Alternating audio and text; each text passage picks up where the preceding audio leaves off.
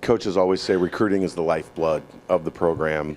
When you came in, how much of an emphasis did you say, okay, we might not be able to nail that first class because we're starting late and you got to make up a lot of ground, but this first full class we need to get right, and then going out and making it happen like this? You know, you're right. It is the bloodline for sure. But for us, it's all about developing the culture so we can make sure that we get the players that fit. You know, there's a lot of really good players, but what we believe is that we have the ones that fit into our system, right? But more importantly, into our environment. We want people who buy into the sisterhood, being a Bearcat, that understand that this is going to be bigger than even winning games and competing for championships. We're talking lifelong connections and helping young women turn into leaders. And you have to see value in that in order to be a part of our program. And if you don't, that's okay too, obviously. We're just looking for the ones that fit, and we think that we hit the mark big time here.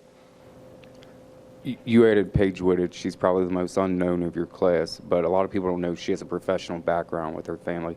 How much do you think that helps with her preparation and eventually getting into your program being, you know, day one ready?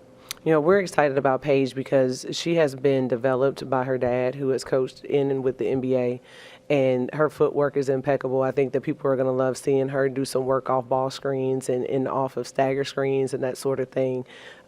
She is unknown mainly because she's sat out a little bit here in the last few months where she's been battling a couple of injuries, and we just want to make sure that when she gets here she's really healthy, obviously, but she's committed to us, we're committed to her, and she's going to be fun to watch because we love people who can make some threes around here. How special is it being someone that wore the Cincinnati uniform, played for the Bearcats, that you have so much momentum with the recruiting class right now, and that you're the person who's getting Cincinnati kind of going in the right direction? Yeah, it's special. There's no other word to describe it because when you played here and you know what it means to be a Bearcat, what it means to represent the community and the city of Cincinnati, and you know what comes with this, right? The toughness, the grit, like it's just who we are. And then to have the opportunity to hire a staff that does such a phenomenal job of knowing that, learning that, and then bringing those people in, it's incredibly special to be a part of it. Along the same lines with your background, when I read the first sentence, the highest ranked recruit in program history, what does that mean for you being a Bearcat and that you just snared the highest ranked recruit in program history? Well, we work really hard for Cincinnati in our space to be home. And then when you have someone who is home, stay at home. I think what it does is it tells people that this is a place where special things can happen. This is a place where we can compete, a place where as we are transitioning from one league to the next, that we are going through some changes, that there's someone who believes in our vision and not only where we are, but where we're going. So Dee is such an important part of that piece because when she decided that she wanted to be a Bearcat, I think it brought attention to our program, and people said, well, if it's good enough for Dee, well, let me take a serious look at it.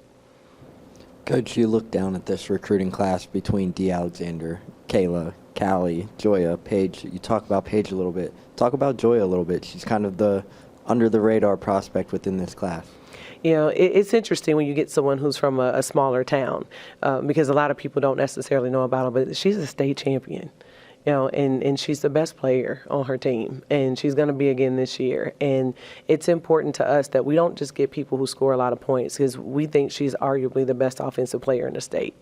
And you want someone who wins. One thing that my mentor used to tell me, Mike Bradbury, said all the time, every team has a leading scorer. It doesn't mean that they can score. And Joy is not that. Joy is a 3-level scorer, and it doesn't matter who she was playing or what level she'd be playing on, she would still be as effective as she is now. And what I love most about her is that she has some pride defensively too. So it's not just going to be scoring points, she's going to sit down and guard. Number 1 player in Ohio, number 1 player in Maryland, and then also, you know, a top 3 or 4 player in Tennessee as well as Florida. What does that say about your ability to build your program to a national level and the perception and momentum that you guys have right now? Yeah, it says that my staff works incredibly hard. And I think that us being together and the chemistry that we have, they know not just, again, what a good player is, but who does Trina want to get up and coach every day? What type of person does Trina want to be in the gym with? And who is she going to enjoy developing? And they put so much energy into making sure that these are kids that I want to coach, that I can coach successfully, that's how you end up with these people. It doesn't matter where they're from. It only matters to us that they are fit and they believe in us. Because one thing is for sure, when you're a Bearcat and you're in our program, we're going to believe in you. We're going to fight for you. We're going to do everything we can for you to accomplish every goal that you have. And so to have that reciprocity, I think, is what, again, makes this group really special. When you got here, you guys had, to say you had a lot of ground to make up on D would probably be putting it mildly. At what point did it feel like we're actually in this thing and we can pull this off? Like, was there any point where there was a realization, or was it just a culmination of all the work that was put in? You know, interestingly enough, the first time I talked to Dee, I was with USA Basketball, so I wasn't here. She had come to campus and our coaches were on campus, and so she was talking to them, and then we got a chance to get on the phone then. I think that what she saw was our energy and our passion, but that's not to discount the work that the previous coaches did. That was not the first time she had been on campus. You know, so I think that Dee in a lot of ways wanted to stay home. And I do think that we had to put a product on the floor that she felt like, and a system in place that she felt like she could be successful in. I do think we had to prove that. But ultimately, in my mind, she was ours to lose because this kid loves the city and she wants to play in front of her family, in front of her friends. She wants to make this program special. Was there any help from her having two kind of big brother figures that are here in Rayvon and Tyler McKinley? That they saw him at her commitment announcement, and she seems like she has a great connection with those two. Absolutely. And again, thanks, Wes. Right? Because I think that the experience that they are having, it means a lot because they're friends, so they're going to talk. And I think sometimes people discount the importance of that.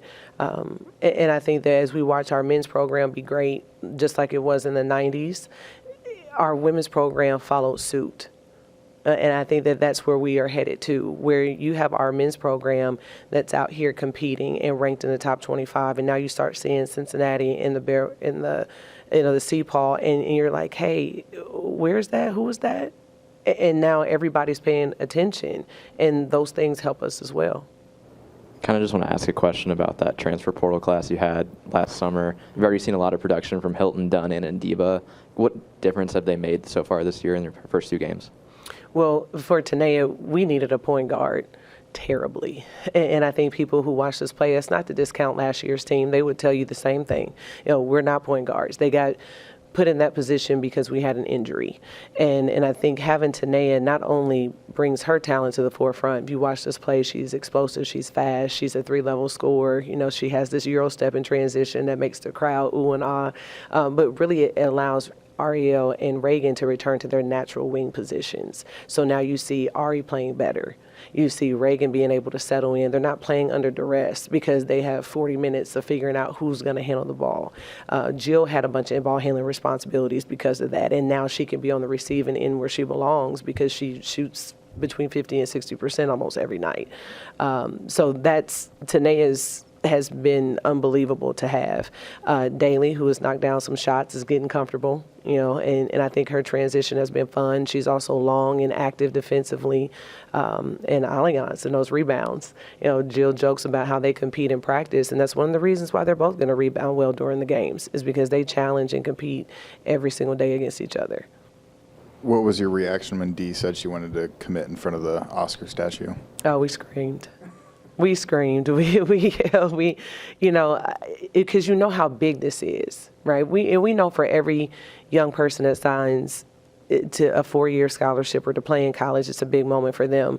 I still don't know if she can understand the magnitude of her decision to come here and what it's going to do for this program and what it's going to do, again, for the city and our attendance and the way people engage with us. She literally is going to change our program.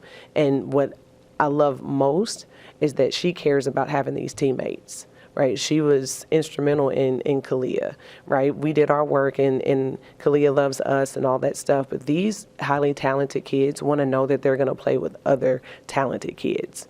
When you get the ones that are not selfish, and they don't want to just come in here and shoot the ball 30 times. They want to win, and they want to compete, and they want to go to the tournament and go deep in the tournament. They want to know who they're going to be playing with. So we recruited this group, sure, individually, but we recruited them under the vision. This group was going to be the foundation of where we're headed in this program. Can you describe, I think I've asked you this, but the uniqueness that she possibly can win 4 state championships, and I don't know how often that's been done, but that, and then people have asked me what does she do? And when I saw her, she played every position, or could. She's incredibly versatile. I call her a mid-range killer. You can get her the ball about 15 feet, and it's so hard to get her to not lay it in or it not be an and one. People will say that she doesn't shoot the ball well, and I hope they don't guard her, because that's not the case. She just doesn't have to, because she's so good 15 feet and in. So that's what you're going to see. She's unselfish. You see her in transition. She distributes the ball. She can create a finish for herself, and she just makes people around her better. And just because she doesn't shoot the ball every time doesn't mean that she's not capable. It simply means that she cares more about the chemistry on her team and winning championships than what happens for her individually. What impact has the Big 12 had? You didn't have to recruit to the American here, but you did.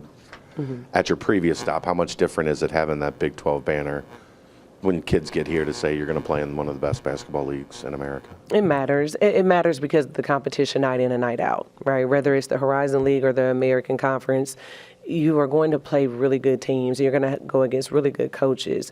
But when you get into the Big 12, it is top to bottom. You know, and I've said some of this before. There is no game you walk in and you take a deep breath and say, we have a good chance to win.